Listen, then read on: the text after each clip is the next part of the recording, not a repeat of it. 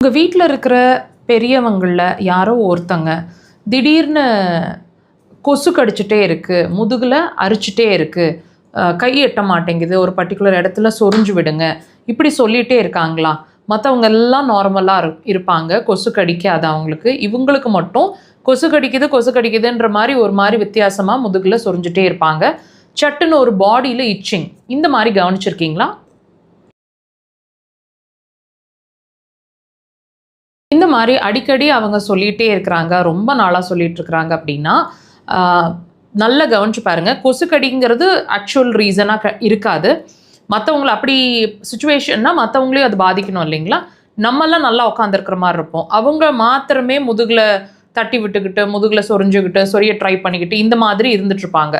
அவங்கள நீங்கள் வாட்ச் பண்ணிங்கன்னு சொன்னால், கால்கள் ரொம்ப நேரம் உட்காந்துருந்தாங்க, ஒரு 1 or 2 ஹவர்ஸ்க்கு மேலே கண்டினியூஸாக உட்காந்துருந்தாங்கன்னா கால்கள் சொரந்து வீங்கின மாதிரி ஒரு நிலை ஏற்படுங்க. ட்ராவல் பண்ணும்போது கூட இது நடக்கும். லாங் ட்ராவல்ஸ் காலை தொங்க போட்டு ஒரு 6 hours 8 hours ட்ராவல் பண்ணுறாங்க அப்படின்னா அவங்களுக்கு கால்கள் சொரந்து வீங்குற மாதிரி இருக்கும். இன் ரேர் கேசஸ் காதில் இரைச்சல் சவுண்ட் இருக்குன்னு கூட சொல்லுவாங்க.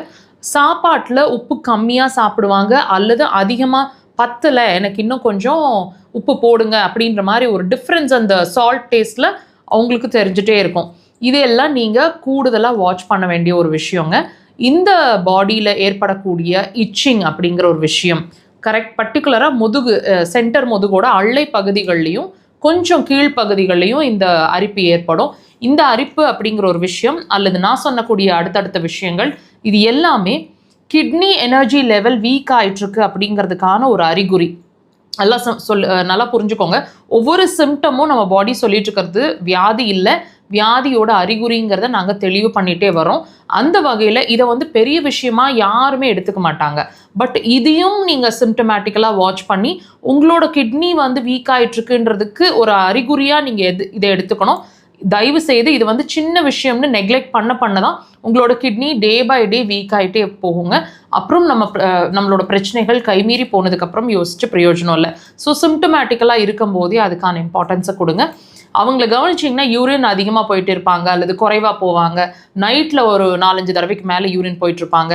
ஸோ தண்ணி தாகம் அதிகமாக இருக்கும் அல்லது தாகமே இல்லைன்ற ஒரு உணர்வு இருக்கும். இது எல்லாமே அவங்களோட அடுத்தடுத்த பிரச்சனைகளோட கோர்வையாக இருந்துகிட்டே இருக்கும். இது எல்லாமே வீக் ஆகிட்டுருப்பாங்க. இது எல்லாமே கவனிங்க.